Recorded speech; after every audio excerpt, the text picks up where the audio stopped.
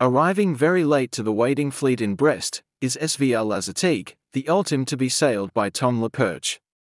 To start our report, we have a boat tour with François Gabart, then Tom is interviewed by Loic.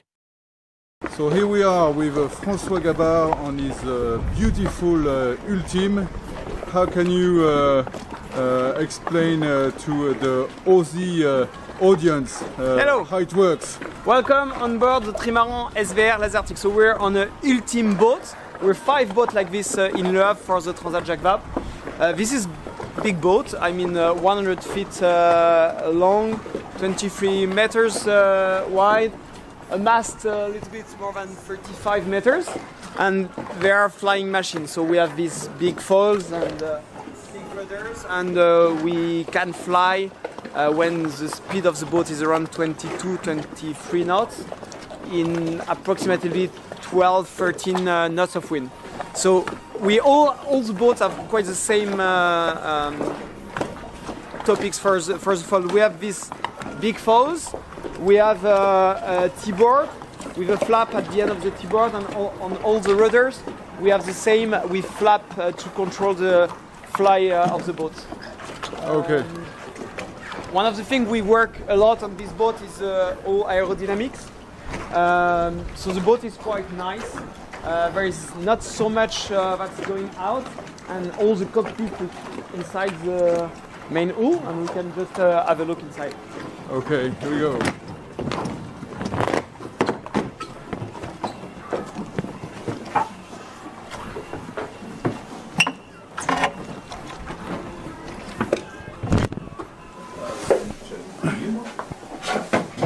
Here we are inside. Yes, inside the cockpit.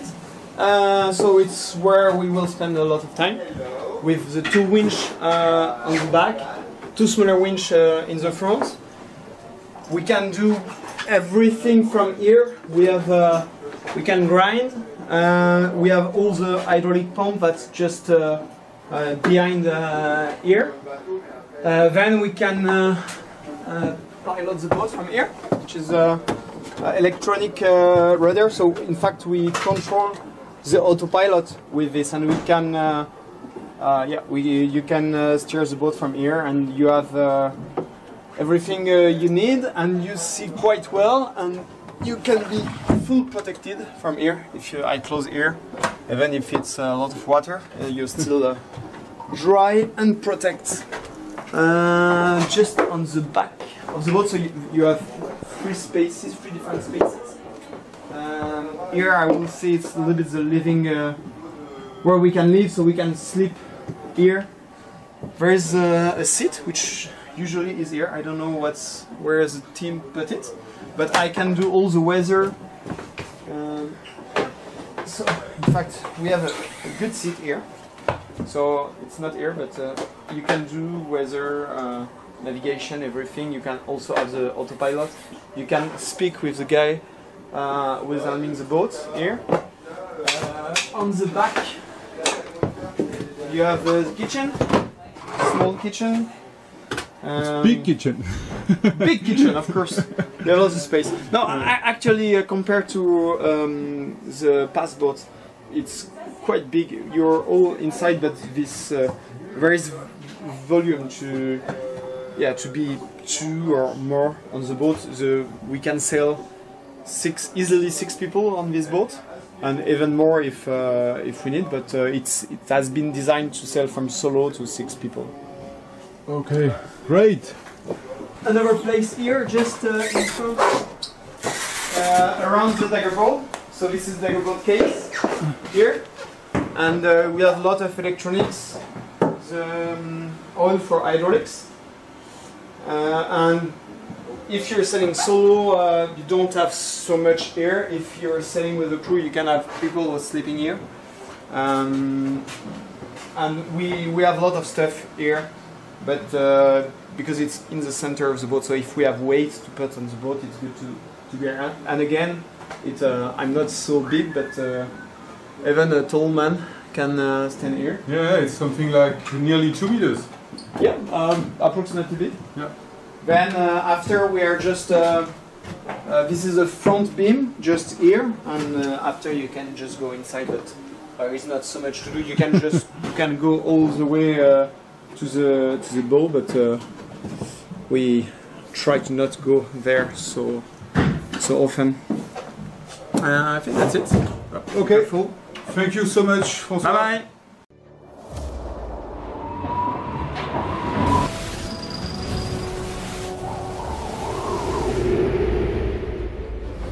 Là, quand on parle, tu vois la conclusion. Paf. Bon, comment ça va, Tom? Ça va bien? Te voilà parti sur un tour du monde, toi. Pour le coup, énorme challenge, truc assez inédit qui arrive quasiment plus rapidement que ce que j'aurais pu imaginer et rêver ces dernières années. T'en rêvais? La course au large en multicoque, ça j'en rêvais. Et ça depuis tout petit, c'est ces images-là que j'avais en tête et qui me donnaient envie d'aller en mer, de naviguer à pleine vitesse et tout ça, c'est ce qui me faisait rêver, c'était le multicoque au large. Et pour le coup, la dimension tour du monde, je trouvais ça assez hyper élevé, hyper inédit et Mais plus t'avais grand que le domaine du rêve, je crois. T'avais en tête de faire un Vendée Globe, parce que j'imagine, quand t'avais en tête de faire du large, un tour du monde en ultime n'existait même pas dans les esprits, en tout cas en course. Mais c'était plutôt par un Vendée Globe ou c'était trop loin? Non, moi, mes images d'enfance, c'est toi ou c'est Encore? d'autres. C'est Vous me des dites tous images. ça. C'est Laurent Borgnon plutôt. Ouais. En multicoque sur la route du Rhum, Ouais. en équilibre. Et c'est vraiment ça que j'avais comme imaginaire de ce que peut être le summum de la vitesse, de l'équilibre et de la maîtrise sur l'eau, entre l'air et l'eau. Le petit Tom Laperche, raconte-moi un peu, t'as sauté dans un optimiste étant tout petit? Raconte-moi un petit peu l'enfance et comment tu tombes dans un bateau. Ouais, j'ai un bon premier souvenir d'optimisme, c'est la rivière de la Trinité-sur-Mer où voilà, mon père me fait essayer un petit optimiste jaune et rouge. C'est étonnant, hein, c'est fondateur quand même, quand on a eu la chance, étant tout petit, de se retrouver, souvent tout seul à la barre d'ailleurs, dans un univers où on était responsable de la totalité de ce qui allait nous arriver.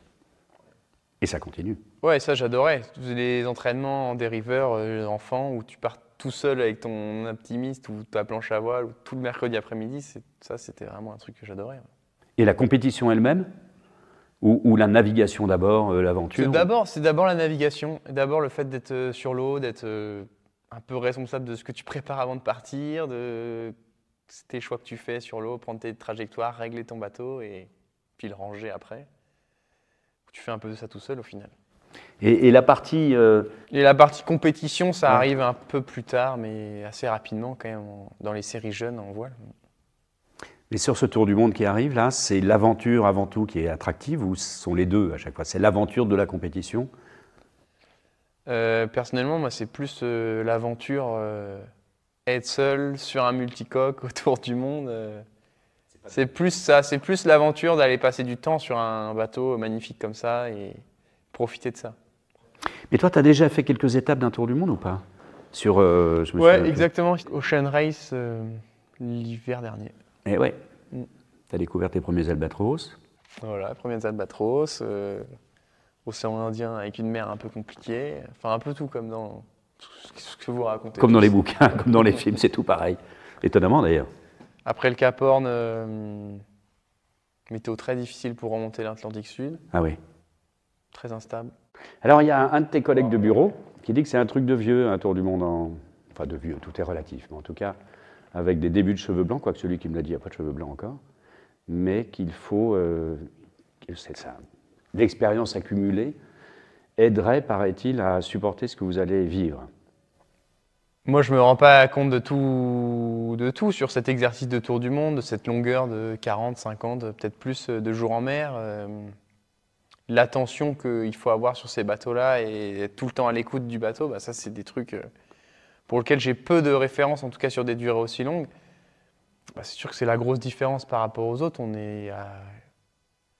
Au final, entre tous ceux qui seront au départ, il n'y a que Thomas qui a fait ce tour du monde en solitaire en multicoque. Ils sont que 4 à avoir fait ça.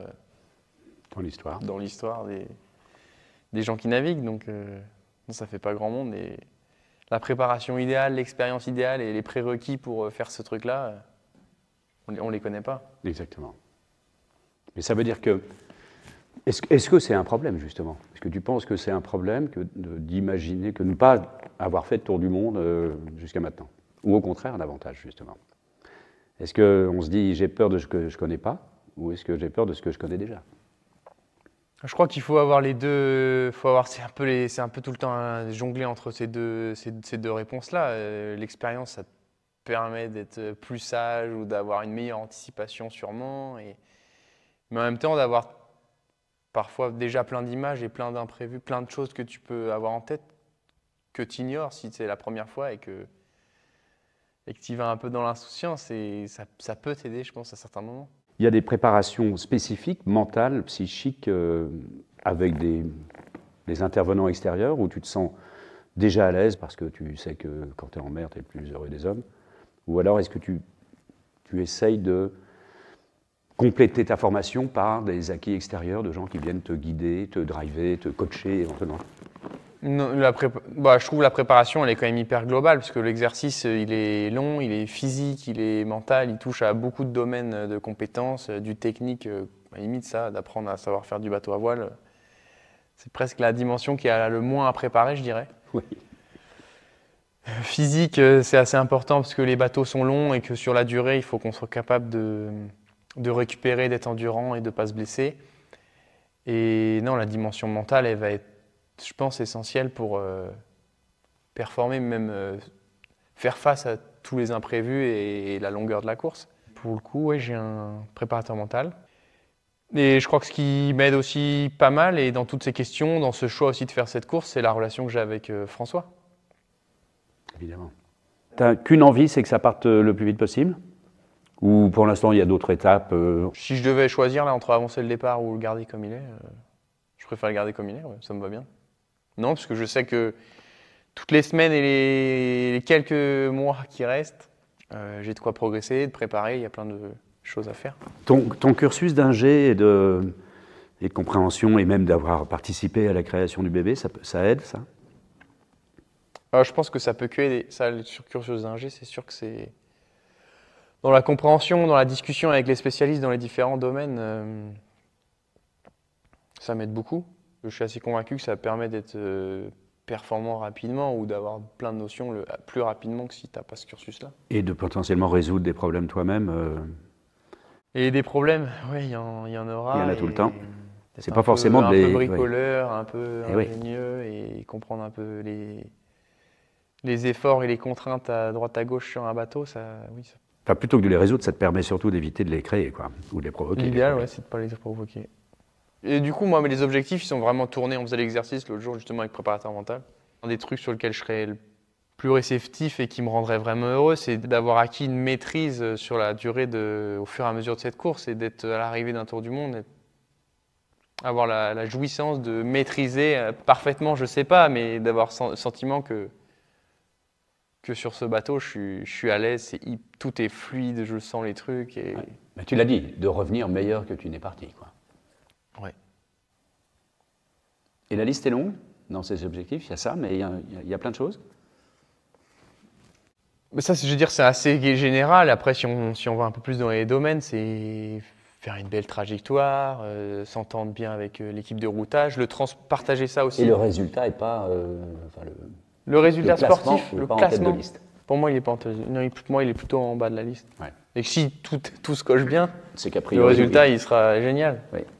Mais il y a le partage avec l'équipe aussi qui est assez essentiel. De réussir à partager ça, à transposer ça, où maintenant c'est moi qui pars et voilà, que François, il est la meilleure place possible pour accompagner tout ça. Et ça, je trouve ça, il y a un bel objectif, qu'on arrive à créer le truc le plus complémentaire possible et qu'on soit les meilleurs là-dedans. Tu as des artifices, tu écoutes de la musique, tu lis des bouquins? Tu as le temps? Le temps, moi, je trouve qu'il passe très vite en mer. En tout cas, je suis bien et je suis pas du tout la même notion. Il me demandait. La notion du temps est complètement différente d'Ater. Ouais.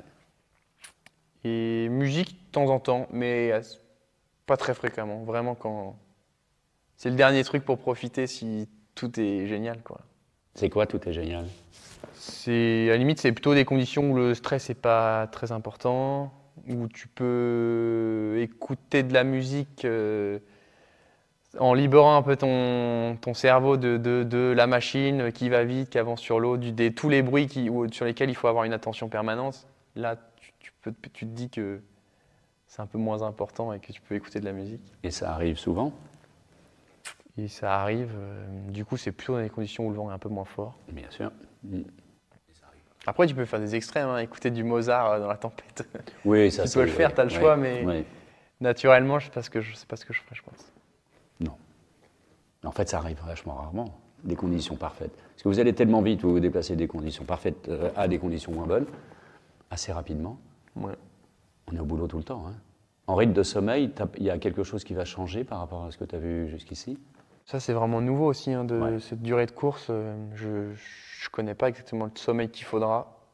Mais pour le coup, je dirais que c'est une accumulation de sieste de 20 à 30 minutes. Ça doit se faire. Je ne sais pas s'il faut faire plus que ça de temps en temps. Tu as travaillé ça, le sommeil aussi, par des moyens extérieurs? J'avais fait quelques enregistrements. Ah ouais. Et après, non, j'ai mes références récentes, pour le coup, par rapport à certains autres de ces années en Figaro où tu pousses quand même le sommeil. Oui, un peu, oui. Oui, mais c'est pas ce rythme-là que tu peux... Mais c'est pas ce rythme-là que tu peux tenir sur le Tour du Monde? Je pense pas. Mais je sais pas s'il faut enchaîner des siestes s'il faut aller dormir 2-3 heures par moment sur le Tour du Monde d'affilée, sans être connecté. Peut-être. Ouais. Comment tu aimes partager avec la Terre, par contre? C'est pas recevoir de l'info de la Terre, hein, mais en tout cas raconter l'histoire. Là, tu vas vivre un truc exceptionnel. Vous êtes que 6 à redécouvrir une manière de faire un tour du monde. Vous allez réduire la planète à une toute petite boule. Ça dépendra de la météo, hein, savoir à quelle vitesse on ira, mais... Non, mais tu as conscience de faire partie d'un truc un peu unique. Ah bon, ça tombe bien. Si, j'ai conscience. Et ouais. Et il y a 2 ans, tu me dis, non, il y a 2 ans et demi, tu imaginais à même 2 pas ans et faire demi, ça. non, je savais pas que je serais au départ de cette course-là. On savait à peine si elle existerait ou quand est-ce qu'elle aurait lieu, cette Ça, course. j'aime bien.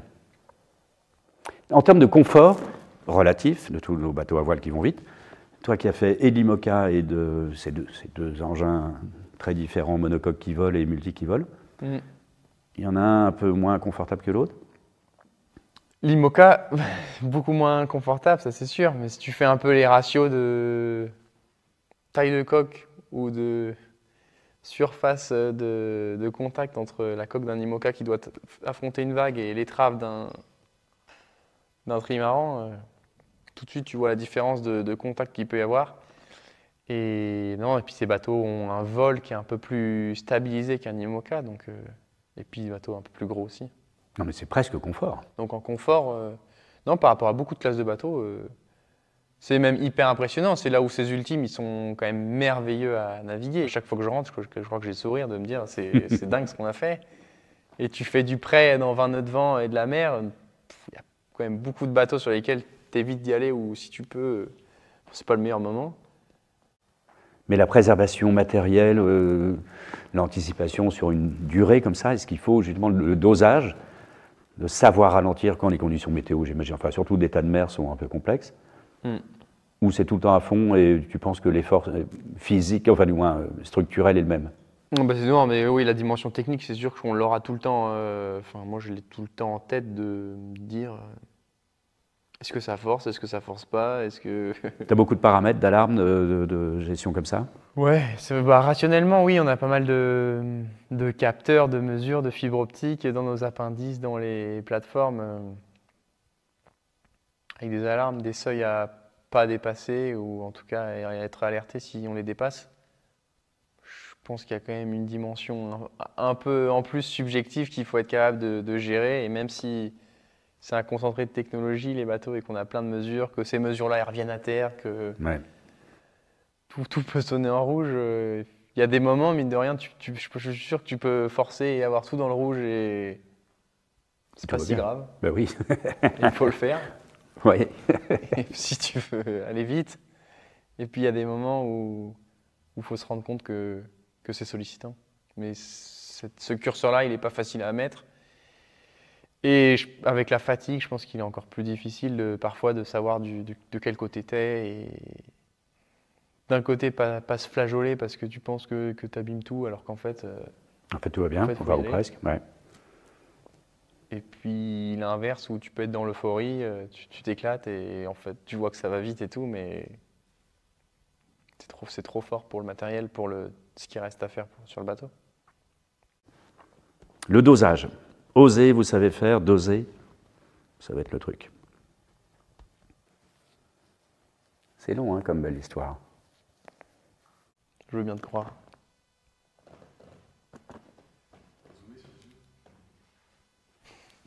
À chaque fois, on regarde les yeux de l'envie et on verra bien. Bah, mon Tom, merci. Hein. Merci à vous.